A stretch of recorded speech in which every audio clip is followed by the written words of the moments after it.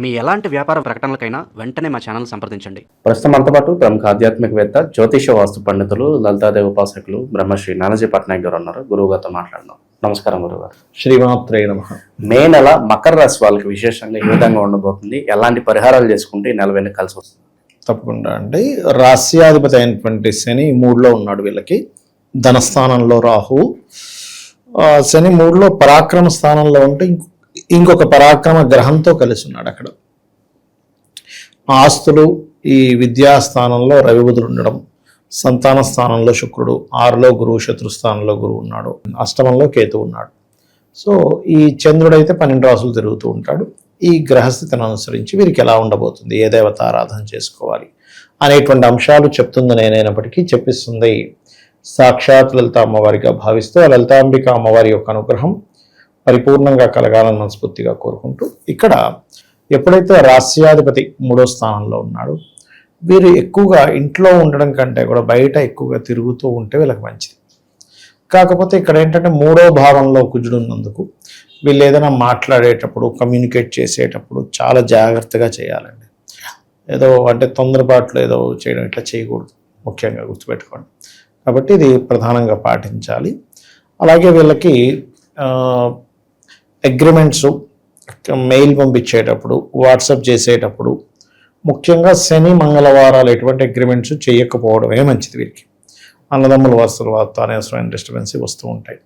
ఇక ఆన్లైన్లో బిజినెస్ చేసేటువంటి వారికి 2వ భావంలో ధనభావంలో రాహు ఉన్నాడు కాబట్టి ఆన్లైన్లో బిజినెస్లు అండ్ అకల్ట్ రిలేటెడ్ లేకపోతే డయాగ్నోటిక్ రిలేటెడ్ సంబంధించిన ఇటువంటి వాటి మూలంగా మంచి ధనయోగం ఉంటుంది చెప్పాలంటే. ఇక గవర్నమెంట్ సంబంధించిన కొంతమంది శిక్షణ పొందుతూ ఉంటారు, ప్రభుత్వ సంబంధించిన శిక్షణలు అటువంటివి, లేకపోతే మెడికల్ రంగాల్లో ఉండేటువంటి వారికి అండ్ మనకి అడ్వర్టైజ్మెంట్స్, ట్రేడింగ్ ఇట్లాంటివి ఏమైనా శిక్షణలు పొందడానికి, అలాంటి కోర్సెస్ చేయడానికి చాలా అనుకూలంగా ఉంది చెప్పాలంటే. మనకి ఏదైనా చదువులో కొంత మెడల్స్ సంపాదించడం, చదువులో కొంత పేరు ప్రఖ్యాతలు రావడానికి ఈ మే మాసంలో ప్రధానంగా మే 14వ తేదీ వరకు 4వ భావంలోనే రవి ఉంటాడు కాబట్టి అక్కడ వరకు చాలా అనుకూలంగా ఉంది. కాకపోతే మే 12 నుంచి కొంచెం కుజుడు వస్తున్నాడు కాబట్టి అక్కడి నుంచి కొంచెం ఏమవుతుందంటే వీరికి చెప్పాలంటే 12 వరకు అనుకూలత ఉంది. 12 నుంచి ఎప్పుడైతే కుజుడు ఎంటర్ అవుతున్నాడో స్ట్రెస్ కొంచెం పెరుగుతుంది విద్యా విషయంలో. సినిమా ఫీల్డ్ వాళ్ళకి, కళా రంగాల్లో ఉండేటువంటి వారికి, ఫ్యాషన్ రంగాల్లో ఉండేటువంటి వారికి, ఏదైనా అందానికి సంబంధించిన ఉంటాయి, అది పెర్ఫ్యూమ్స్ అనుకోండి, లేకపోతే బ్యూటీ పార్లర్స్ అనుకోండి, సినిమా ఫీల్డ్ అనుకోండి, వీటికి సంబంధించిన ఫీల్డ్స్లో ఉండేటువంటి వారికి ఫైనాన్షియల్గా చాలా బాగుంటుంది. అలాగే ఆ థాట్స్ కూడా బాగా రావడం, ఒక డైరెక్టర్కి ఇంకా మంచి థాట్స్ రావడం, ఎందుకంటే పంచమంలో పంచమాధిపతి శుక్రుడు క్రియేటివ్ కారకుడు ఉన్నాడు కదా, కాబట్టి ఆ విషయంలో బాగుంటుంది. కాకపోతే వీళ్ళకి ఏంటంటే గురువు 6లో ఉన్నందుకు ఎట్టి పరిస్థితుల్లో కూడా గురువులతో అనవసరమైనటువంటి గొడవలు పెట్టుకోకూడదు. ఇక్కడ ఏమవుతుందంటే అనవసరమైన గొడవ మూలంగా వాళ్ళ నుంచి వీళ్ళకి అనవసరమైన వ్యతిరేకతలు, గొడవలు, ఘర్షణలు ఇవి బలంగా చూపిస్తున్నాయి చెప్పాలంటే. అది అయితే వీరికి ఇప్పుడు 3లో అధిక గ్రహాలు ఉన్నాయి కాబట్టి మకరం వారికి ఏదైనా ఒక ప్రాపర్టీ అమ్మడానికి అనుకూలంగా ఉండే సమయం, కొనడం కంటే కూడా. మనకు చూడండి, ఒక్కోసారి కొన్ని స్థలాలు కానీ గృహాలు కానీ అమ్మేస్తే కానీ నాకు ఈ ప్రాబ్లం క్లియర్ అవ్వదు, లేకపోతే ఇంకోటి తీసుకుందాం అనుకుంటూ ఉంటారు. అది అమ్మడానికి కూడా మనకి యోగం రావాలి ఎప్పుడు కూడా, కొనడానికి మాత్రమే కాదు.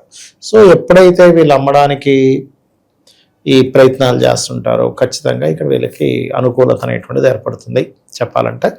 అండ్ ఈ మాసంలో కొంత అమ్మకాలు కొనడాలు 2 కూడా జరుగుతాయి. సంతానం కోసం చేసే ప్రయత్నం జరుగుతుంది, ప్రయత్నం ఫలిస్తుంది ముఖ్యంగా. అలాగే సంతానాన్ని విదేశాలకు పంపించాలనే ప్రయత్నం కూడా ఫలిస్తుంది. స్కామ్స్లో కానీ ఆన్లైన్ బెట్టింగ్లో కానీ డబ్బులు పోగొట్టుకునే అవకాశాలు కనిపిస్తున్నాయి అంటారు. ఆన్లైన్ బెట్టింగ్స్లో కాదు కానీ ఏదైనా మధ్యవర్తిత్వంగా వెళ్ళడం ద్వారా మనం హామీగా వెళ్తుంటాం ఒక్కోసారి, అటువంటివి కొంచెం చూపిస్తున్నాయి. ఉద్యోగ విషయాల్లో వీళ్ళు దూరంగా వెళ్తేనే చాలా మంచిది చెప్పాలంటే. ఎందుకంటే దశమాధిపతి అయినటువంటి శుక్రుడు 6లోకి వెళ్తున్నాడు, దిస్వభావ రాశుల్లోకి వెళ్తున్నాడు. సో ఇదేమవుతుందంటే కొంతవరకు బ్యాంకింగ్, టీచింగ్, ట్రైనింగ్స్, ఈ ఫైనాన్షియల్ రంగాలు, చిట్ ఫండ్స్, మార్కెటింగ్ చేయడం ఇట్లాంటి వాటిల్లో ఎక్కువగా ఉద్యోగ అవకాశాలు కూడా వస్తాయి వీరికి. అది మెయిన్గా చూసుకోవాలి. ఉద్యోగం కోసం బయటికి వెళ్ళే ప్రయత్నం కూడా చేయొచ్చు, చేయకూడదని కాదు. కాకపోతే 14వ తేదీ విదేశీ ప్రయత్నాల పరిస్థితి ఏంటి గురువుగారు? విదేశీ ప్రయత్నాలంటే ఒకటండి, ఇక్కడ మకరం వారికి 12వ అధిపతి అయినటువంటి గురువు 6లో ఉన్నందుకు విదేశాలకు వెళ్ళి చదువుకోవడానికి అయితే అనుకూలంగా ఉంది. బట్ అంటే హైయర్ ఎడ్యుకేషన్ పర్పస్లో వెళ్తుంటారు కదా, వాటికి చక్కగా అనుకూలత ఉంది.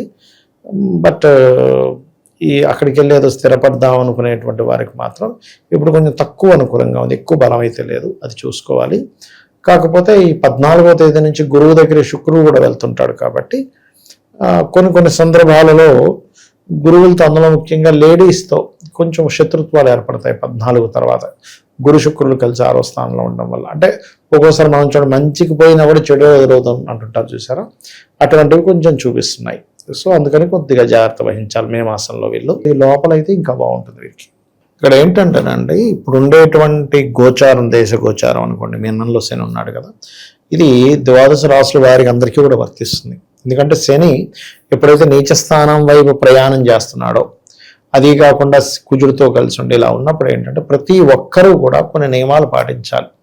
ఏమిటది? దానివల్ల ఏమవుతుందంటే వీళ్ళకి ఉద్యోగ విషయాల్లోని కొన్ని ప్రమాదాలు తప్పడం కానివ్వండి, కొన్ని నెగిటివ్ ఎనర్జీస్ తగ్గడం కూడా జరుగుతుంది. దీనివల్ల ఏం చేయాలి ఏంటి అంటే, నవగ్రహాలలో కుజుడు శని ఉంటారు కదా, కుజ శని గ్రహాల దగ్గర దీపారాధన చేయడము.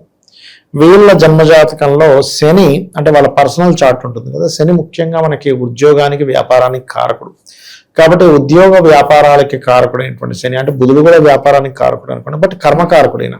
కాబట్టి ఈ గ్రహం ఏ గ్రహాల చేత కలిసిందో చూడాలి మెయిన్గా. కొంతమందికి ఏంటంటే పాపగ్రహంతో, అంటే మామూలుగా కుజుడు కేతుతో కలిసి ఉంటే న్యాచురల్గానే ఇబ్బంది ఉంటుంది.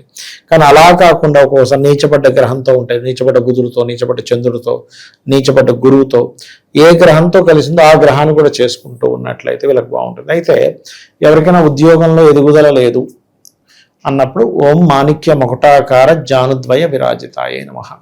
ఇది ఎవరైతే ప్రతిరోజు 45 నిమిషాలు చేస్తారో, ఒక్క 40 రోజులు గడిచేసరికి వీళ్ళు చెప్తారు, ఎలాంటివి క్లియర్ అవుతాయి చెప్తా చూడండి. ఉద్యోగానికి వెళ్తున్నామండి కానీ సాటిస్ఫాక్షన్ లేదంటారు చూసారా, ఉత్సాహంగా వెళ్తాడు అక్కడి నుంచి. ఉద్యోగం వెళ్తున్నానండి కానీ అక్కడ ఉండే చుట్టుపక్కల అందరూ నెగిటివ్ పీపులే, ఎప్పుడు నేను కొంచెం ఖాళీగా కనబడితే నన్ను తట్టుకోలేరు, నాకు కొంచెం ప్రమోషన్ వస్తుంది అనుకుంటే నన్ను తట్టుకోలేరు, అలా ఉందండి పరిస్థితి అంటూ ఉంటారు. అటువంటి వాటికి కూడా ఈ మంత్రం పనిచేస్తుంది బ్రహ్మాండంగా. అది అలాగే కాస్త గోవులకి బెల్లం తినిపించడము. మీ ఇంట్లో ముఖ్యంగా ఈ ఉద్యోగ సంబంధించినటువంటి విషయంలో ఎవరికైనా మాటికి ఇబ్బంది జరుగుతుంది అంటే దక్షిణ భాగం పాడైందని అర్థం. అంటే సౌత్ సెంటర్లో ఎవరికైనా బాత్రూమ్స్ ఉన్నాయనుకోండి, అది ప్రమోషన్స్ని, ఉద్యోగాన్ని ఇచ్చేటువంటి ప్రదేశం. కాబట్టి అక్కడ ఏదైనా వాష్రూమ్స్ అది ఉంటే ఆ వాష్రూమ్స్కి చుట్టూ కమోడ్కి ఒక కాపర్ కానీ మన బ్రాస్ పట్టి ప్రధానంగా వేసినట్లయితే కూడా వీళ్ళకి వాస్తురీత్యా వచ్చేటువంటి ఇబ్బంది కూడా తగ్గుతుంది చెప్పాలంటే. సో ఇవి చేసుకోవచ్చు.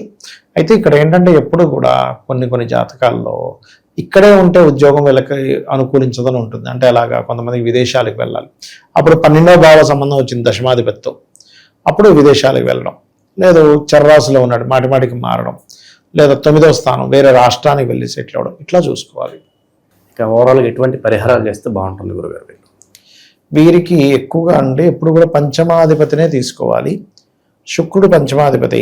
సో వీళ్ళు ఈ సమయంలో ఏదైనా అమ్మవారికి సంబంధించింది ఏదైతే అనుకుని ఉంటారో, అంటే ఒక ఉపాసన కానివ్వండి, ఒక దీక్ష లాంటిది కానివ్వండి, అన్ని విషయాలకి పరిహారంగా పనిచేస్తుంది. అలాగే 3లో ఉండేటువంటి గ్రహాలను కూడా మనం తీసుకుంటాం. ఎందుకంటే 3లో ఉండే గ్రహాలే పంచమాధిపతిని చూస్తున్నాయి కాబట్టి వీటిని కూడా కంట్రోల్ చేయాలి. కాబట్టి నవగ్రహాల్లో పర్టికులర్గా శని కుజ గ్రహాల దగ్గర దీపారాధన చేయడము, మరియు అదేవిధంగా గమనించుకున్నట్లయితే గోవులకి క్యారెట్స్ బెల్లము తినిపించడము, ఇవి చేసినట్లయితే ఇంకా బాగుంటుంది. ఓవరాల్గా ఈ రాశి వాళ్ళకి ఈ నెల ఏ విధంగా ఉండబోతుందో మంచి విశ్లేషణ అందించారు. ధన్యవాదాలు. శ్రీమాత్రే నమః.